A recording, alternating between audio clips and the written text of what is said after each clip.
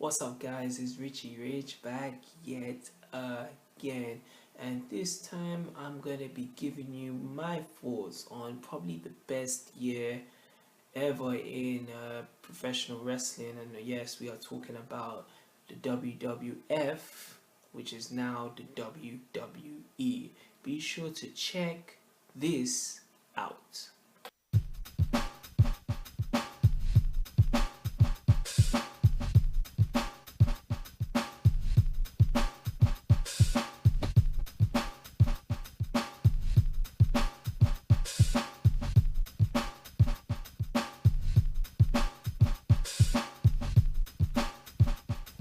So like the timing couldn't be better. Like doing it around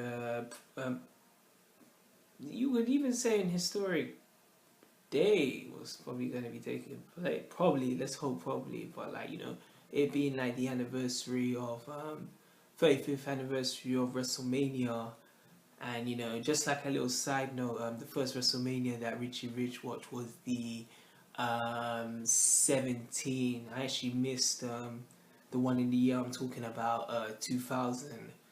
I watched the 17, WrestleMania 17, the one that was headlined by, The Rock and Steve Austin, in Texas, what was it, Houston, Texas, the main arena in there. So that was the first WrestleMania that I ever watched. You know what I mean? So imagine then till now, the 35th anniversary and that. So yeah, I just thought it would be cool, just to give my opinion, touch on a bit on the WrestleMania, but touch on what was definitely the best year in wrestling for me, which was the year 2000, and like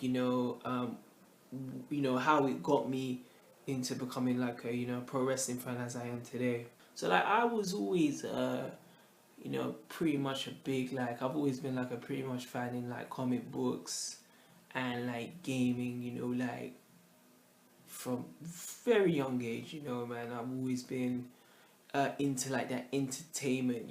This is why I was always such a bad student, because I never really concentrated on like studies or like teachers telling me stuff, and it was always about like what could I check was on Cartoon Network, or like when could I read like a Batman comic. That was always my kind of go-to zone. I was always an escapist in school.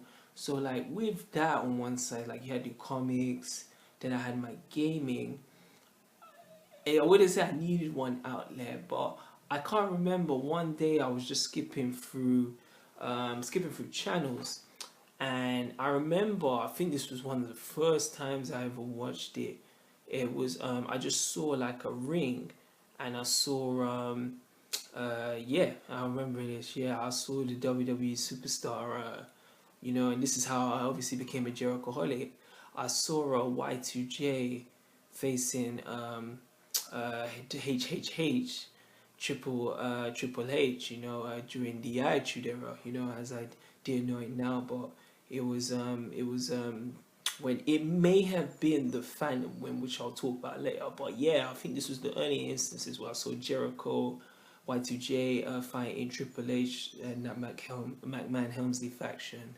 But yeah, now the moment I saw like Chris Jericho, when I saw Chris Jericho and Triple H fighting, it was so sick, because it was like watching like a live action uh, you know, comic book adaptation, or like a gaming, gaming, them games like being brought to life, or like them animated TV shows like Looney Tunes or something being brought to life. Seeing these like big muscle bound dudes, and like these like crazy stories that were going on, like what was it? Seeing like the Masked Kane, seeing like the Undertaker, seeing the People's Champ, The Rock, Stone Cold Steve Austin. Then you saw like Triple H, and it's like, as I mentioned, Looney Tunes, like most of them characters, you could compare very well to like the WWE stars. I always felt like Jericho always reminded me of kind of like like a Bugs Bunny kind of Daffy Duck kind of, very humorous and funny, what I mean, but it was also very popular, and entertaining, and like Triple H looked like just the most like Dick Dastardly and Muttley, yeah. You know, like Triple H just looked like, just the guy who was just a corporate heel, and he was running the amok of that of the, what was going on, the roster and everything that was going on at that time. So like, yeah, man, I remember just like, that was one of the first times I flicked onto WWF. It was actually playing on over here. They play on Sky Sports. This is when it was Sky, so this is how you know it was back in the day. So like, yeah, I remember like one of the first times I watched this, and I just saw like the fans there, the ring, and I was like, yo, this is my type of vibe, and I remember just like I watched it once. This was like Monday Night Raw, because over here they played Raw on what would do, they would play Raw on Friday nights, and then they would play SmackDown the following Saturday morning, because it was, I think then it was tape shows, how they would have Monday Night Raw and Thursday Night SmackDown. Over here in this side, they would play respectively on Friday and Saturday. So we had like it was a cool thing. It was a back to back of like Friday night, we watched Monday Raw. Soon as first thing in the morning, 10 a.m. SmackDown would be back on. So it was weird. Before, I used to feel like they would, the shows would just shot consecutively straight after, but I didn't know till later, that it was like Monday Raw and Thursday SmackDown. But it's changed like completely then. So yeah, man, like I remember just like because I tuned in like kind of midway in the 2000 year, so this is when like this is when Austin hadn't come back yet. Rock and Triple H were still feuding for the #1 spot. You have the WWF Championship. Jericho was in between feuding with Chris Benoit, and he's still feuding with Triple H. The Hardy Boys, the Dudley Boys, Edge and Christian. Even just to talk about like that roster that year. So you want to talk about great things for the WWF one. The roster that was in the year 2000, probably the best roster that's ever been seen. Yeah, because of that massive and, let's say, talented roster that allowed like the focus to really get like brought out on more of the other wrestlers, like how it kind of, and this is where my taste for wrestling definitely went sour, is when the focus became, at least for a decade, until the Voice of the Voiceless came, CM Punk. It was that whole John Cena thing, let's put the focus all on thing, let's just put the eggs in one basket. And all the focus and attention just went on to John Cena. But what I loved within the year 2000, they put focus on they even put focus on superstars like X-Pac, Too Cool, Rikishi. Imagine Rikishi was even put in the spotlight when they had the Armageddon 6-way Hell in a Cell. Rikishi was in the main event. You know what I mean? Focus was put on like Chris Benoit, Kurt Angle, Chris Jericho, Mankind. You had like the top players like The Rock or Triple H who dominated the 2000 year, and when Austin was able to make a comeback later on. But it was just a variety of performances, even they had one time a main event where Lita and Trish Stratus were on the main event card of Raw. That if you go back in the archives when Rock was a special guest referee, Lita and Trish were in the main event. And yeah, it's like that's one of the main standout things with the WWF year 2000. That roster, I don't think there'll ever be a time where you have just these superstars all present at one time during that year, man. And it just led on to some of the best pay-per-views probably even seen even to this year's, I'm such a big fan of the because again, the pay-per-view that I first saw was the WrestleMania 17 the year after, but I remember tuning into some ones like the SummerSlam. I watched the Survivor Series, and I believe it was the Royal Rumble. I will always remember that kick-ass the way they enter, it's got the car, that New York City taxi, and the entrance come, and it opens ways, so I remember just one thing you gotta go back is like the presentation quality. that they put on these on the arenas, you know what I mean. And it's like, then it attracted more of that teen mature audience. That's how you know the audience that demographic has definitely gone now where it's kind of like the set of like Power Rangers, Zeo, Turbo, Wild Force, whatever it's on now. There it focused more on the mature, keeping it flashy and neon, but still cool with all the stages. Best examples to check this, if anyone, and this is what I'm gonna lead on to now. If anyone has, you'd be crazy if you haven't. If anyone has played the WWF No Mercy game, please check that out. Just even if you spend time, go on the arena stages from that year 2000. Just see how every stage and design is unique, but fits each of the whole kind of theme. Like that whole Unforgiven arena, the Survivor Series arena. I remember the Backlash had the two big like swinging chains. You know what I mean? So it was amazing. Before I go on to obviously like the best wrestling game of all time, in my opinion, and I know a lot of people talk about that, WWF No Mercy, which is definitely rooted with the year 2000. We gotta talk about like the obviously the biggest player of that year, and the one who to this day still has achieved probably the biggest success of any wrestler, transitioning from a professional wrestler to a successful mover, bigger, mega superstar, Dwayne Johnson, but also goes as The Rock. So we all know about now around this time in the 2000s, because how it started off was the year before WrestleMania 15, Rock was feuding with Austin. He was the corporate champ. You know what I mean? So Rock had like sold out. He was like, you guys, the millions and millions, you work your like asses for 9 to 5 for minimum wage. Well, The Rock had to sell out to get himself ahead. So he turned his back on the people, and he aligned himself with the devil himself, Vince McMahon. So all that angle led to the culmination of The Rock v Austin, which was like 2 pay-per-views. WrestleMania 15, which Austin won, and WrestleMania Backlash, the following pay-per-view after WrestleMania 15, when Austin won as well. So because Rock had lost, he basically lost to Austin back to back, he basically felt like obviously he doesn't have to be with the corporation, and it was one of the best things, because what happened is The Rock went away from the WWF picture. He left the corporation, and he just became more of a singles competitor.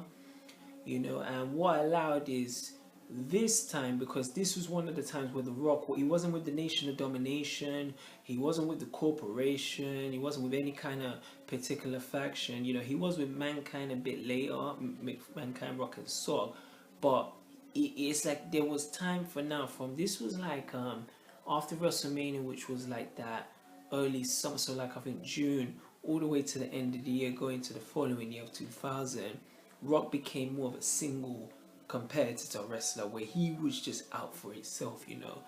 And what was great about this brought like a lot of personality of like, Dwayne Johnson brought a lot of his kind of swagger and his charm into the Rock character. And because he was a single competitor, because Triple H was still with like, China, he was with DX, he was always with people. Rock was about with himself, and as he broke away from the corporation, the fans really started to catch on. They really started to dig his catchphrases.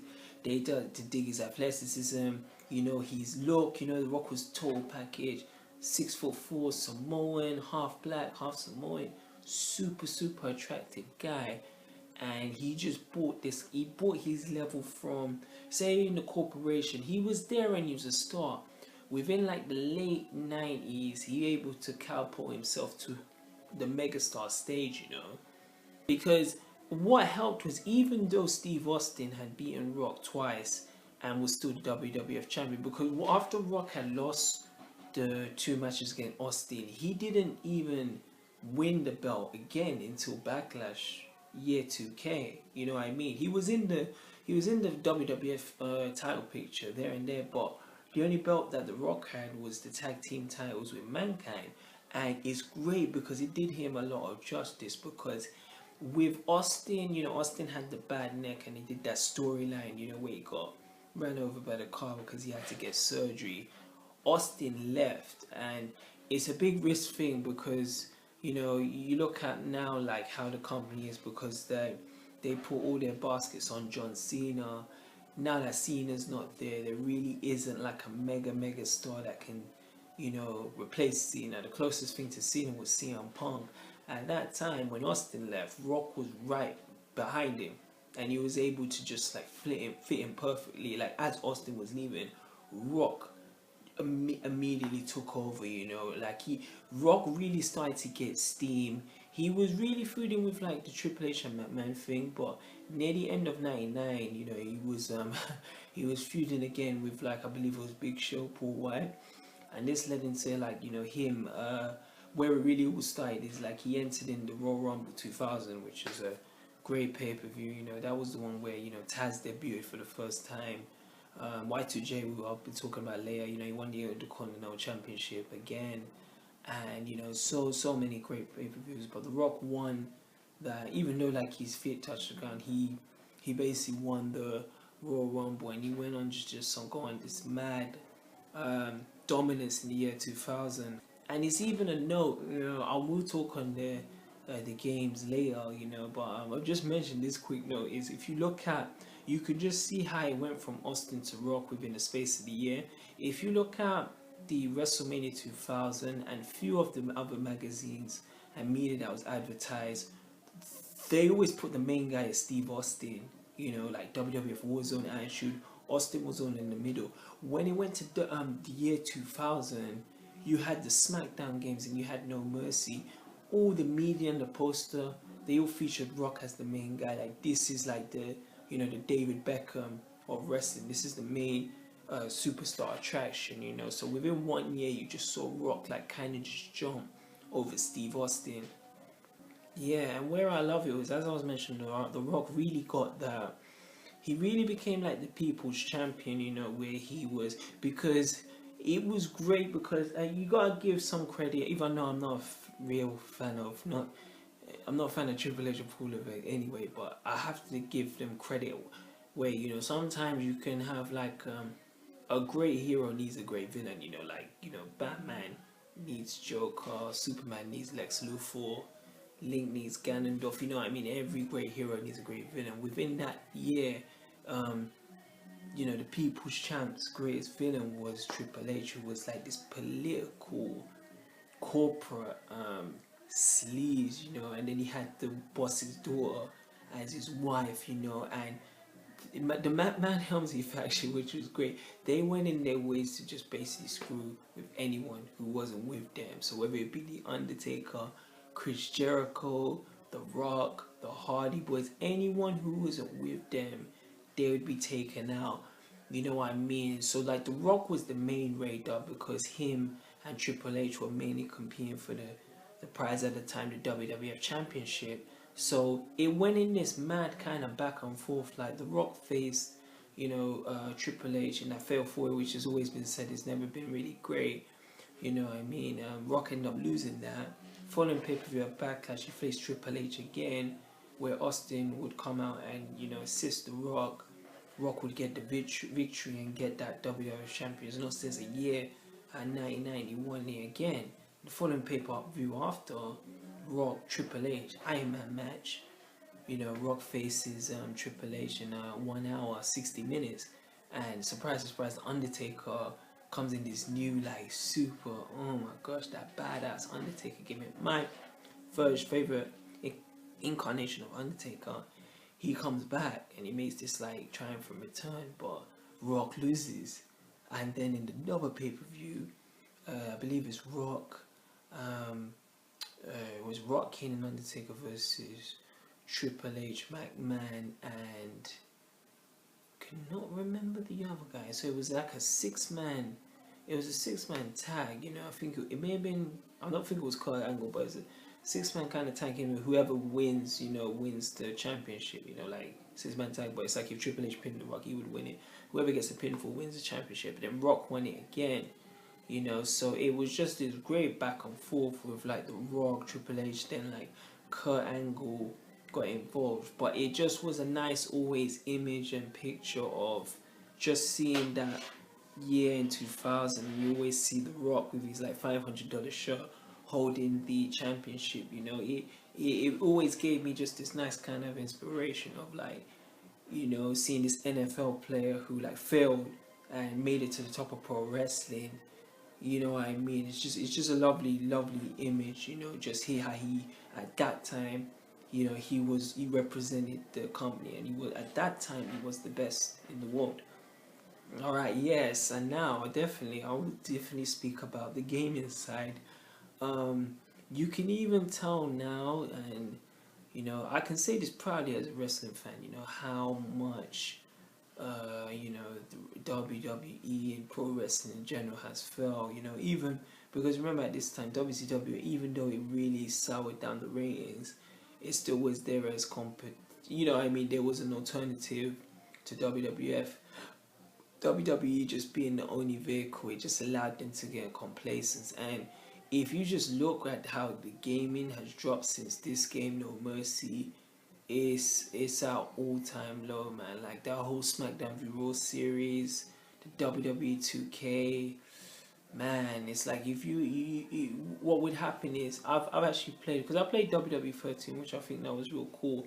But I played these 2K games, and if I've played them, I'll always be like, I just want to go back and play No Mercy. Even that's almost like 20 years ago.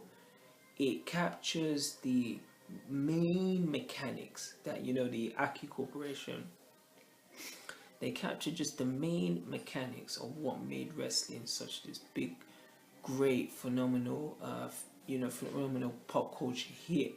In that 90s, 2000s era. Just the basic thing with pacing. You know what I mean? This is what one thing they captured more than any of like the THQ stuff we're doing later. It added so much realism that they weren't really worried too much about the graphics. They just said, look, we're gonna bring that realism and make that into a video game format, and they succeeded in every way with that, man. Like, with the storylines that they have in that game, the championship mode, the creative superstar. If anyone's seen my channel, I made like I made like a version of myself, within the game, and it's so nice. Sometimes I can just make that. I'm like, man, this would have been sick. The rich man would have been there, but like it translates so effectively. Like you could put it in there and be like, man, you could get the moves, you can get the styles. There's such a variety with that game. And one thing I always mention is when I play No Mercy, it's a game that I could even play with SS Rios and fight Val Venus and still have a great match, and still care for them. I love SS Rios, I love Val Venus, I even love the Hardcore Holly, Viscera, the Hardy Boys. I know the roster from A to Z in No Mercy. If you flip forward to this era and you're seeing stuff like what is it? No disrespect, but like the Usos and like even maybe like some of the Wyatts, I just don't think. I know obviously times have changed and generations change, but I don't think that era, the era we're in currently now, or even the eras that preceded it, I don't think they can leave a mark as that game. And that game shows that roster how effectively brilliant they were at that time. You know what I mean? Like, I'm this is not just for me. I hand this out for everyone. Like I'm pretty sure, everyone can name the roster on that. To play like SS Rio is one of my favorite wrestlers. I really love that luchador style. And it's like to compare it to the wrestlers today. I don't think everyone has the. I don't think that characters is really there. And when I mean characters, not someone saying, okay, you're gonna be like a gymnastic, you're gonna be a gymnast, or you're gonna be a fireman. It was more of like these wrestlers were bringing their kind of own characters. Like William Regal was really William Regal, that stiff, pretty much playing himself. Chris Jericho was the loud, obnoxious at times, but fan favorite Canadian. Kurt Angle was really an Olympic gold medalist. You know what I mean? So translate that to this era, where too much, you had like Fandango, or you've got a lot of these characters who are way more stuck with gimmicks to appeal to the to the PG era. You know what I mean? It doesn't how can I say it, you can see more right through it. Where I felt like in the 2000 they were able to blend the reality, what was real and what wasn't, very more effectively than obviously today. So yeah, man, like it's amazing. Like with WWF 2000, man, I just love that. Like the success that all the superstars were able to get. After that year. I mean, if that year didn't go as didn't blow up as much as that. The Rock would have made it, but I think he wouldn't have made it as soon as he did, because after that year in 2000, like he was even filming the Mummy Returns within the year 2000. Following year, he felt a Scorpion King. So the rise of that, boom of like wrestling into 2000, that allowed Rock to become this superstar now. You know what I mean? I made these other wrestlers household names like Stone Cold Steve Austin, Triple H, Chris Jericho, Kurt Angle, and Vince McMahon even, I mean, as that evil boss. So it allowed all these wrestlers to become like super super big deals. So yeah, man, like with WrestleMania, like I'm saying moments away, but it's later on. I think it's in the I got check, was it Mercedes Benz or like New York. That's how much like I keep up to date with WWE. Because I'm still a fan at heart. Like I even when I started to really like decline on WWF wrestling in general, when my favorite superstars started leaving like that early mid 2000s. I would still always keep up to date. Try to watch a WrestleMania. And I'm really gonna try to watch this one. With the whole thing of like Kofi Kingston, and find Daniel Bryan. And I'm a big fan of Bryan. I'm a big fan of both of them. But like Kofi Kingston, being able to make history of being the first African American champion, and it's really great because Kofi Kingston originally is Ghanaian, what I mean, and it is such a really really big moment. It's like if he was to win this, I can only compare that to possibly like the Black Panther film, of like, this, universal nationwide of seeing people who look like you achieve the top, rather than always being like that second fiddle, because for years it was always like when they made the Black Stars a champion, they would always have the WWCW belt, what I mean, like Booker T had it, Mark Henry had it, Bobby Lashley had it, they always made them that second part.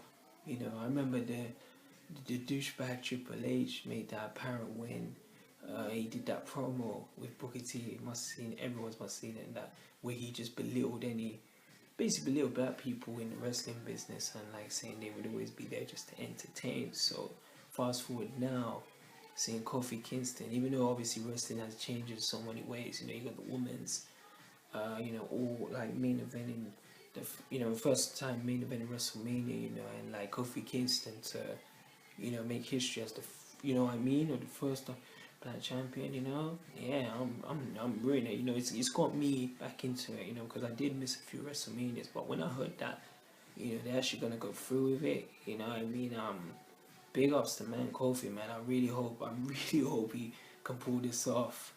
But yeah, guys, that's my quick thoughts on the WWF 2000, and touching on a bit on like WrestleMania. Like didn't want to go into more detail. I just thought I'd make this like quick vid and that. But yeah, man. Let me know anyone's thoughts about like the year 2000, and also what they thought about like the WWF No Mercy, which is a big part of 2000. No one can deny, and yeah, about like Kofi Kingston's chances, and like how the WrestleMania show plan to, come out tonight. Just let me know, drop in your comments, man, and yeah, man, stay tuned, because I assure you, in WrestleMania season, Richie Rich will be back yet again. Peace, two fingers.